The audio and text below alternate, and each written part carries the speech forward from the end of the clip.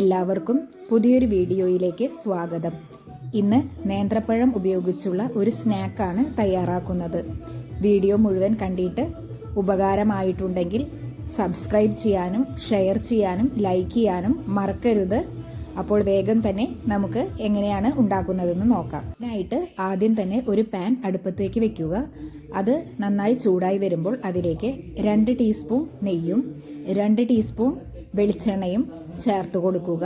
ഇനി ഇതൊന്ന് നല്ലപോലെ ചൂടായി വരുമ്പോൾ 2 നേന്ത്രപ്പഴം തോലൊക്കെ കളഞ്ഞ് ചെറിയ കഷ്ണങ്ങളാക്കി നുറുക്കിയെടുത്തിട്ടുണ്ട്. അത് ഈ പാനിലേക്ക് ചേർത്ത് കൊടുക്കാം.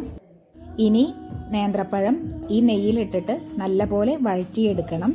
ഇതേപോലെ ചെറിയ കനം കുറഞ്ഞ കഷ്ണങ്ങളാക്കി നുറുക്കിയെടുക്കുന്നതായിരിക്കും നല്ലത്. അപ്പോൾ വേഗം തന്നെ വഴഞ്ഞ് കിട്ടുന്നതായിരിക്കും. പഴം ഇളക്കിക്കൊണ്ട് തന്നെ ഇരിക്കണം, അല്ലെങ്കിൽ അടിപിടിക്കും.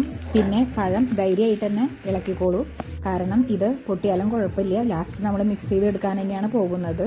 ഈ പഴം ഇതിൽ കിടന്നിട്ട് നന്നായിട്ട് മിക്സായി വരുമ്പോൾ പഴത്തിൻ്റെ കളറൊക്കെ യെല്ലോ കളറിലേക്ക് നല്ലപോലെ ചേഞ്ച് ആകും.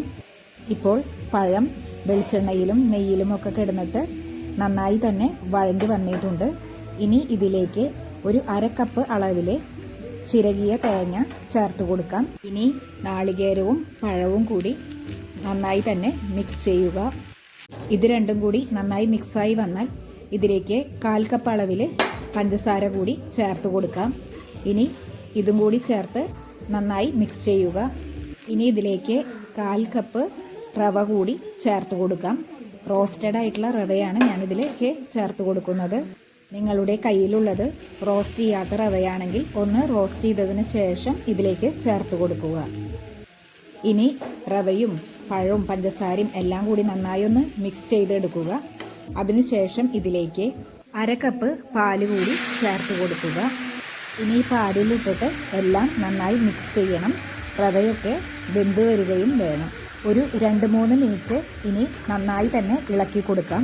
ഇപ്പോൾ എല്ലാം നന്നായി മിക്സായി പാലൊക്കെ വറ്റി വന്നിട്ടുണ്ട്. ഈ സമയത്ത് ഏലക്കാപ്പൊടിയൊക്കെ നിങ്ങളുടെ കയ്യിലുണ്ടെങ്കിൽ കുറച്ച് നിങ്ങൾക്ക് ഇഷ്ടമാണെങ്കിൽ ചേർത്ത് കൊടുക്കാം.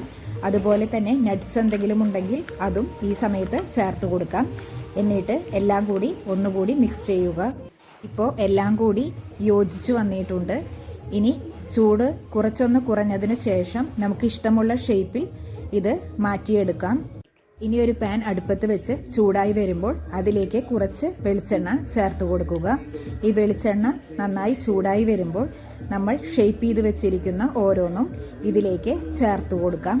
ലോ ഫ്ലെയിമിൽ വെച്ചിട്ട് വേണം ഇത് ഫ്രൈ ചെയ്തെടുക്കാനായിട്ട്. എല്ലാം വെളിച്ചെണ്ണയിൽ ഇട്ട് കൊടുത്തിട്ട് ഒരു സൈഡ് ഒന്ന് ഫ്രൈ ആയി വരുമ്പോൾ മറിച്ചിട്ട് മറ്റേ സൈഡ് കൂടി നല്ലപോലെ ഫ്രൈ ചെയ്തെടുക്കുക. ഇപ്പോൾ നമ്മുടെ സ്നാക്ക് തയ്യാറായി വന്നിട്ടുണ്ട്. വളരെ ടേസ്റ്റി ആയിട്ടുള്ള ഒരു സ്നാക്കാണ്. എല്ലാവരും ട്രൈ ചെയ്ത് നോക്കുക. അപ്പോൾ വീഡിയോ കണ്ടതിന് എല്ലാവർക്കും നന്ദി.